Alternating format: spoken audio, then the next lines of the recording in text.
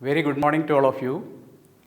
As we are aware, Vikram Sarabhai Space Center is observing Swachhta Pakhwada during 1st to 15th February of this year as per instructions received from the Cabinet Secretariat and Department of Space. Swachh Bharat Abhiyan or Clean India Mission was launched by our Honorable Prime Minister Shri Narendra Modi ji on 2nd October 2014 with an aim to make India clean and open defecation free by the 150th birth anniversary of Mahatma Gandhi falling on 2nd October 2019 and the same is being continued. Swachhta Pakhwada is a fortnight long intensive campaign on Swachhta and the focus this year is on hygiene and sanitation. As part of this fortnight, various activities are organized in the center under the auspices of the Standing Committee on Swachh Bharat Mission and Swachhta Activities chaired by the Chief Controller VSSE, Dr. Biju Jacob IAS, and executed under the able leadership of our beloved Director, Shri S. Somnath. The activities include mass cleaning and sanitation drives, plogging run, awareness talks, webinars, various competitions for employees and school children, waste management activities, installation of bio-toilets, cleaning of water drains, fumigation and pest control measures, etc. We are fortunate to have with us today Dr. Mohammed Asheel, an eminent and versatile personality who will be delivering a talk on the significance of Swachhta on the fight against newer infections. Dr. Mohammed Asheel is the Executive Director of Kerala Social Security Mission, KSSM, organized under Social Justice Department, Government of Kerala, with a mission to extend service and support to the destitute, poor, aged, children, women, chronically ill cancer patients and other weaker sections of the population. He is also the Executive Director of National Institute of Physical Medicine and Rehabilitation, NIPMR, an institute for the rehabilitation of differently abled children. Dr. Asheel has graduated from Alappuzha Medical College and has done his post-graduation in public health from Sri Chitra Tirunal Institute for Medical Sciences and Technology, Thiruvananthapuram. Dr. Asheel was the main person to expose the issue of endosulfan insecticide poisoning in Kasaragod district and brought to light the plight of the victims, which has attracted international attention. Various study reports on the issue prepared under his guidance eventually led to the banning of endosulfan. He is also functioning as the special officer of the program for rehabilitation of endosulfan victims in Kasaragod. He is a familiar face in TV and is actively doing campaign for spreading public awareness on the fight against COVID-19 pandemic. So let us hear from him. Over to Dr. Mohammed Asheel. Good morning. Significance of Swachhta. Like when you say about Swachhta, let me start with two new studies which actually came out in the recent days. That there was a study, beautiful study on excess death analysis in the state in the last year. So what is excess death analysis? That the comparing of deaths of last year compared to this year, or else deaths compared in a time during a pandemic compared to the deaths happened in the last year. If you see that, what's surprising is that in Kerala, the number of deaths due to all-cause mortality, that all-cause mortality means deaths due to all reasons, that is 10% less than the previous year. Then what's the significance of that is, if you look at the data from USA, that is around 4,49,000 excess death this year. When they look at the data, that I mean that during the pandemic there was 4,49,000 extra deaths. And if you look at the data from UK, there were just a population of 6 crore people, around 6.5 crores max. So their number of deaths, the excess deaths is around over 1 lakh deaths happened in extra than which happened in the previous year. What does that mean is that in a pandemic, we do expect that there would be more deaths compared to the last year. That's exactly why we are worried about the pandemics. But in Kerala, what we found is that 28,500 less deaths. Then people may attribute it to saying that when this was when released, people said that few critics would be always there, said that it's due to because of decrease in road traffic accidents. Saying that during lockdowns, road traffic accidents did not occur.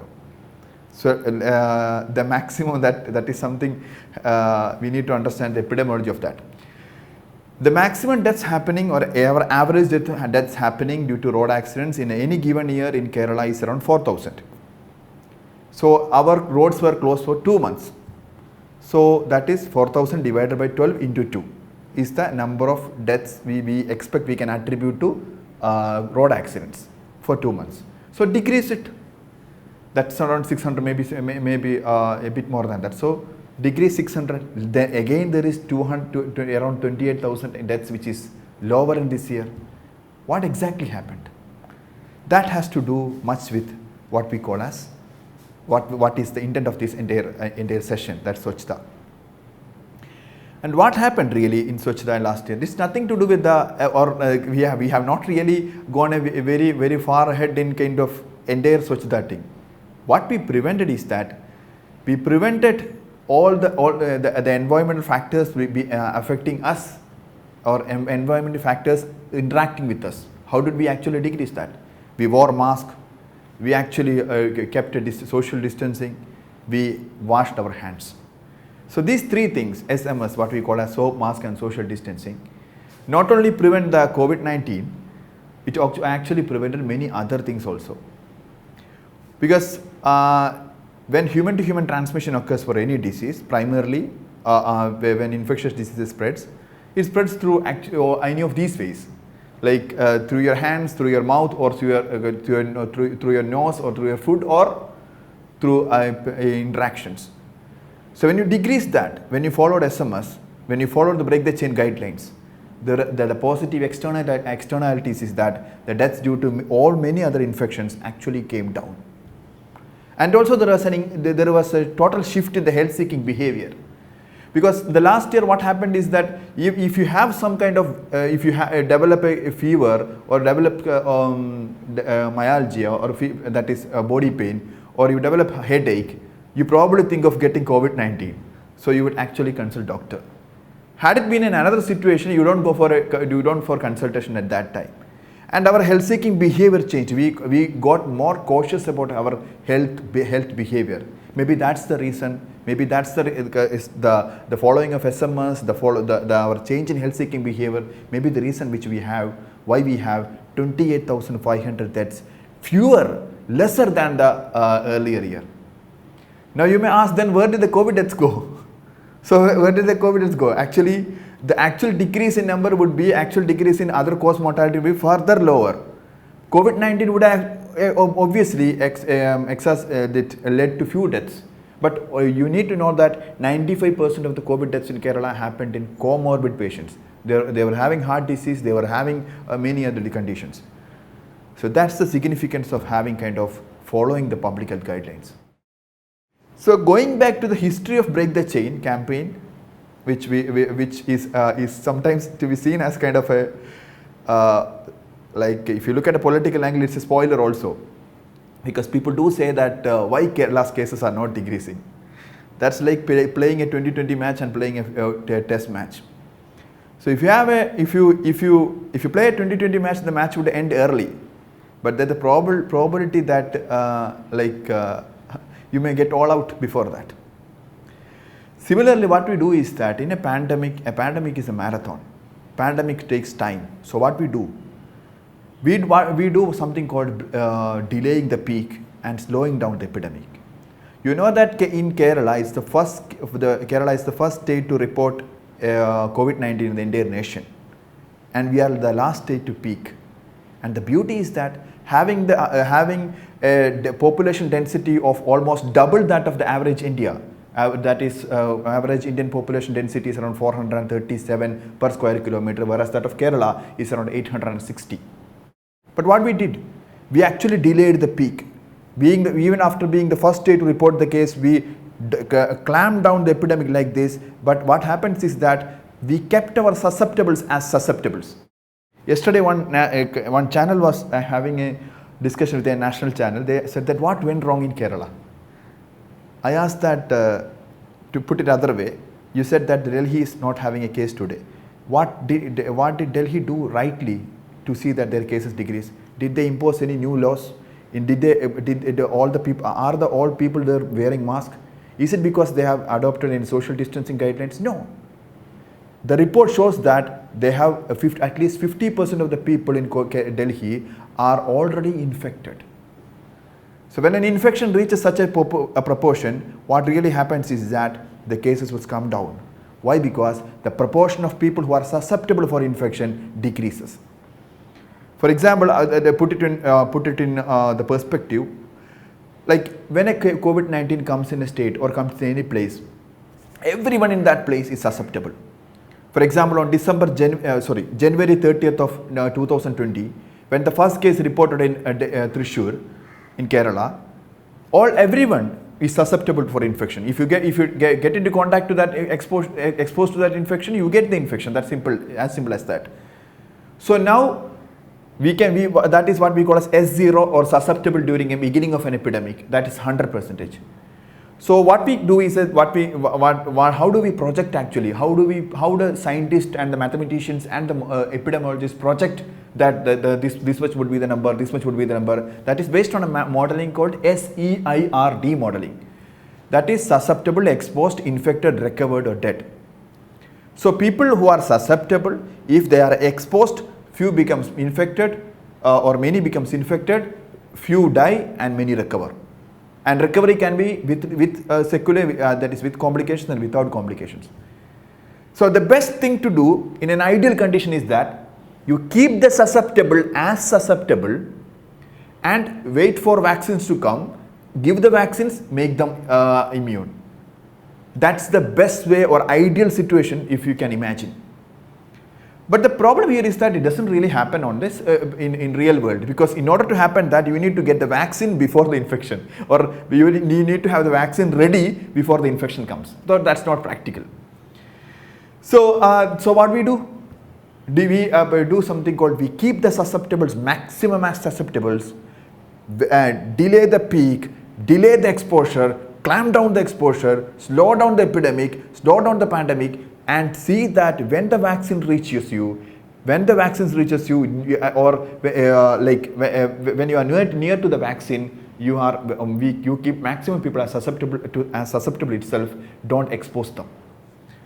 So that how, for example, for the ICMR study, let me come to the latest ICMR study. Indian Council for Medical Research study says that Kerala's seroprevalence, that is people who are infected due to COVID-19, is 11.6% in the state. 11.6%, which means that 88.4% is still susceptible. Whereas that average India, it's around 22%. And many states, Delhi, it's around more than 50%. Tamil Nadu, there is a beautiful study which says that it's around 39%. Karnataka, it's around 46%. So what happens is that when the susceptible population decreases, the case decreases. So you may actually ask, then why do you drag the pandemic? You can actually do it in a very few, why do you actually drag the pandemic and increase the stress for the people, and especially for the health workers? That's because every life counts. Imagine 1 lakh people gets infection. People may ask that, let the infection come and everyone will become immune. And I see a state coming out saying that we are proud that we have reached herd immunity. You cannot be proud in that. Why? Because when 1 lakh population gets infected, compared to 1 lakh people getting vaccine immunity, when 1 lakh people get infected, at least 50,000 of them actually goes for symptoms. And 10,000 of them needs to get hospitalized. I say needs to get hospitalized because there may be a situation, if your systems get overwhelmed, you will not have the hospitals.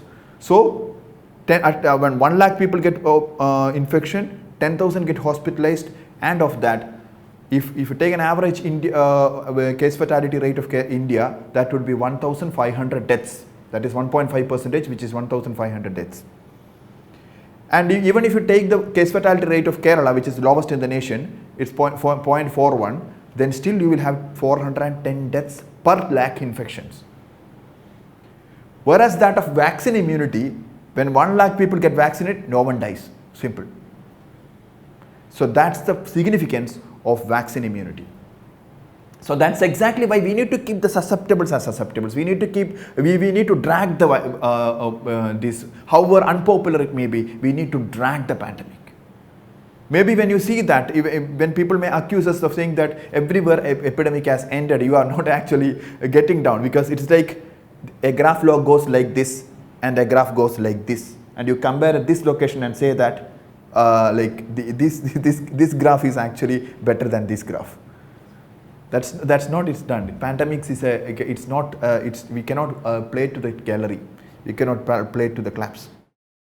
So we need to stick on to this.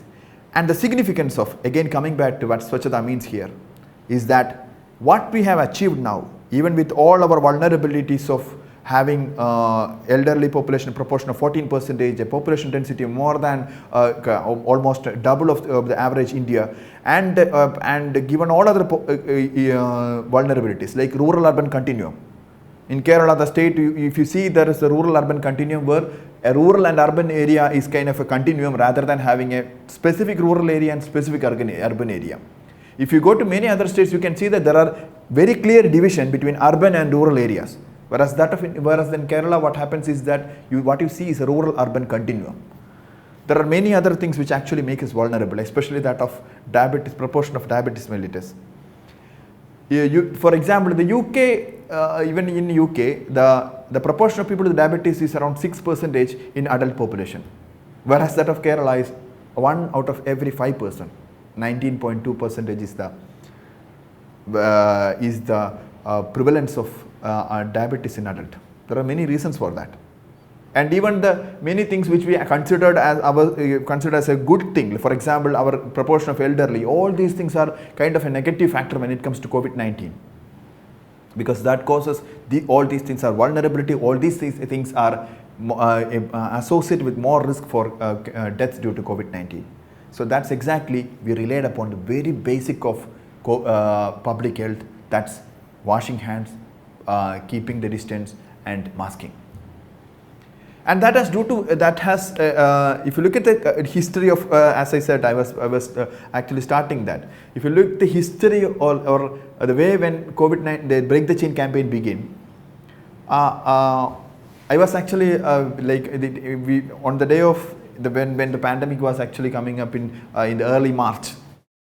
I was having a breakfast discussion with the Honorable Minister Shailaja teacher.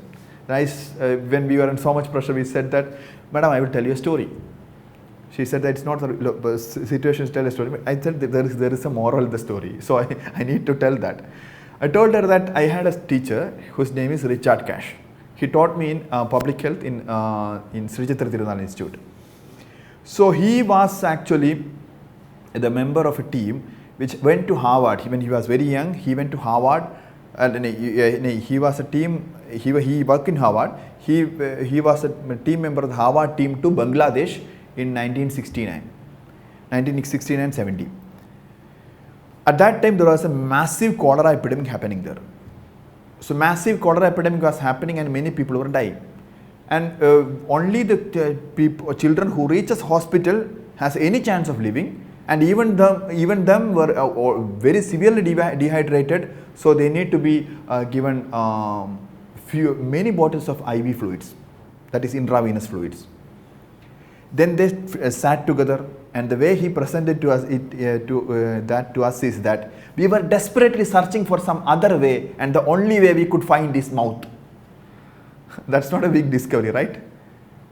To be honestly, and if you can Google that discovery or that invention of the ORT, that is oral rehydration therapy, is considered as the greatest medical invention of the last millennium. What was that invention? That was just a sentence. The entire invention was just a sentence. Because the very next day in the newspapers they gave a sentence saying that if any of your children are having diarrhea, take 1 glass of water, 1 pinch of salt, and 1 teaspoon of sugar. Give them. That single sentence: 1 glass of water, 1 pinch of salt 1 pinch of salt and 1 teaspoon of sugar in 1 glass of water. That is the greatest medical invention of the last millennium, which saved around 2.8 crore, that is 28 million children. So that's again points on small messages, small interventions making big change. When I said this story to the Honorable Minister and ended up saying that we need to put up some slogans like that. And that is the evolution of how Break the Chain campaign began. So when the very next day we were thinking of everyone was taught to wash the hands. So the moment when the first why should someone teach someone to wash the hands? We may be washing hands, but washing hands for 20 seconds with soap, facilities for that, and the masking, all these things, the SMS campaign, many other things actually went as part of Break the Chain campaign. So now looking back, this is that we may have dealt a pandemic like COVID-19 very effectively based on these interventions where we are primarily focusing on protecting ourselves. All these SMS interventions are primarily on protecting ourselves. Or protecting, they are not actually changing the environment, they are just changing the environmental situation or just changing the situation, how environment interacts with them. So now what we need to do, we need to actually, the relevance of Swachhta here is that not only the personal hygiene, we need to focus on many other things also. The changes can be in many ways. For example, this pandemic when it comes, like if you look at the history of pandemics, that takes time for actually going. It comes in waves. We have vaccines, but still it will take time to go. So what we need to do? The good things which we have learned during this pandemic need to be followed, like need to be continued, and that includes our SMS, that is soap, mask, and social distancing. And masking, if you may ask me that whether we should continue masking, that's a good question. But if that same question is asked in somewhere in Japan, they would actually laugh, because we actually laughed. I was in a team which went to Japan for a training. We were in Tokushima prefecture, and the mayor of Tokushima prefecture came down and saying that, and that's another interesting thing of how epidemiology means for many people. They came there, the prefecture mayor, in his 20-minute speech, around 10 minutes he spent on the precautions to be taken there, and he said that this is called situation when you go out, wear mask. Especially if you're having any symptoms, you wear mask. We were very much, because wearing mask in 2012-13, something it was at that time. I said, wearing mask when going outside, why should someone wear mask? Is there any flu happening around here? Why should someone wear mask? Because that learning actually comes from their history of dealing with pandemics. And to my surprise, that he talked about 5 minutes about, 5 to 10 minutes about the flus and the precautions to be taken. And the last sentence he said that earthquakes may happen, don't worry. So earthquakes is not to be considered, is not considered as a big threat there. Why? Because this entire systems over there is actually made to deal with the earthquakes and such disasters, because that's a place where 1,500 seismic episodes happens every year in Japan. So they are quite familiar with these earthquakes. So but they consider our common cold as a big threat. So that's an understanding of what epidemiology means to many people, because what we call as epidemic is that, how do we define an epidemic? Epidemic is the occurrence of incidents more than expected or more than what is observed. So when you have a seismic episode of 1,500 every year, it is called you can call it an epidemic only if you have more than 2,000 maybe. But when you don't have a flu, any single flu, for example, if you have a kind of, for example, yellow fever, one case of yellow fever in Kerala or many part of India is considered as a great concern. Why? Because yellow fever is not seen here. Whereas 10-20 cases of dengue is practically not a epidemic to say so, because it's almost an endemic, which happens in any society. So, and which happens in that society. So that's everything is depends on the given situation and given prevalence, all these things. Now people do say that when someone is having when someone is having kind of a fever with myalgia, with the body pain and cough, they say that let's wait for 2 days. This may be a normal fever. This may not be COVID-19. Now, let me ask, what is normal fever, or what is normal? Because every diagnosis depends upon the situation or the prevalence of a disease there. For example, until 2006, if someone developed a fever with joint pains and all, no one in their diagnosis writes something called to rule out chikungunya. But at the same time, if you are working in some part of Africa, your differential diagnosis would be rule out chikungunya, dengue, yellow fever, cassinophorus disease. There are many things which you actually need to rule out. Why? Because all those things are endemic there. Or all those things there are epidemics of happening in that. Even many places there are Ebola. For example, Congo Republic, there is Ebola epidemics happening there. So every diagnosis, everything you suspect is based on what is prevalent there. And now you get a fever, your primary diagnosis should be you are having corona. Because that's one of which is very, very prevalent. You don't have that normal thing now. There is nothing called normal. It's a very relative term. So, so coming back to again to what Swachhta has to do with all these things, because every interventions, for example, we do say that we need to few diseases like leptospirosis, diarrheal disease, many other things have to do lot with the environment, and also the vector-borne diseases. Why as I said last year, what has changed is that our diarrheal diseases came down, our vector-borne diseases came down, because we were more we were more concerned about health status, and we were more careful in that. Similarly, we need to continue that. When we continue that, we need to adapt to the situation also. If you look at how environment makes a situation, many people say that they do suspect about the role of environment and role of the entire situation around them affecting their health. Let me end with saying a classical example in that.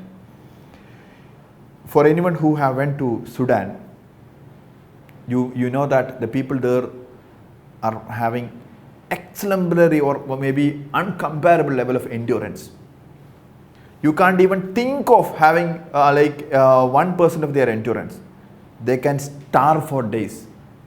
They can walk for miles and kilometers, or maybe tens of kilometers, just like that. They can actually lift a weight you cannot even think. So their endurance, their fitness, maybe there are people who starve also, but still their fitness is better than us, far better than us. And when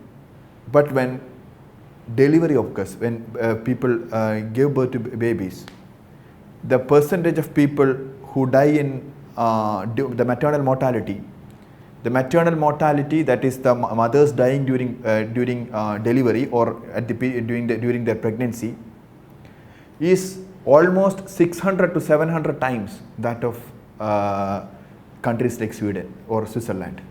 Why? It's because it's the situations, it's the systems put there in place. It's the environment which makes the change. It's not the personal endurance. If it was personal endurance or personal biology just only matters, then that would have been Sudan would have been the people in Sudan would have been better than the people in Sweden or Switzerland. Why? Because the entire thing, their anemia, all these things, even that is related to their biology, has to do much with the environment around them, has to do with the sanitation around them, has to do with many things with the political atmosphere around them and the economic situations over there. So we need to make that it's not just looking at the personal hygiene, we need to look at the environmental hygiene. Not only that, looking to have good health practices or good health seeking behaviors, and also ensure that even smallest of the factors actually have a ramification on health. Any single thing, If you ask me whether the stock exchange is the most vulnerable to anything, no, it's the health of the people which is most vulnerable to everything. People do say that every single change in the environment, every single change in the political decisions, every single change in social atmosphere actually is reflected in the stock market. But I must say that it's actually first reflected in human health. Rest everything comes after that. Anything, you name anything that would have a ramification on people's health, because if you define a human, the human is that biology and the human is that behavior and human is that individual which actually makes, and health is defined as the complete state of physical, mental and social well-being, and not just the absence of disease or infirmity. That's the definition by WHO. So let's seek health in its totality and make a situation a much better environment. So let's focus on Swachhta and let's keep breaking the chain. Thank you. A warm good morning one and all. On the event of Swachhta Pakhwada 2021 being organized by VSSC during the fortnight from 1st February to 15th February 2021, one of the activities proposed to be conducted was a talk by an eminent personality on the subject hygiene and sanitation. It was unanimously suggested to contact Dr. Mohammed Asheel, who is the Executive Director for Kerala Social Security Mission and also who is actively participating in COVID-19 awareness program. In spite of his busy schedule, when we contacted him over phone, he readily accepted our invitation and he is here to deliver the speech. Thank you very much, sir, for sharing your thoughts and also for this enlightening speech. I once again thank you on behalf of my team and whole VSSC community. Thank you, sir.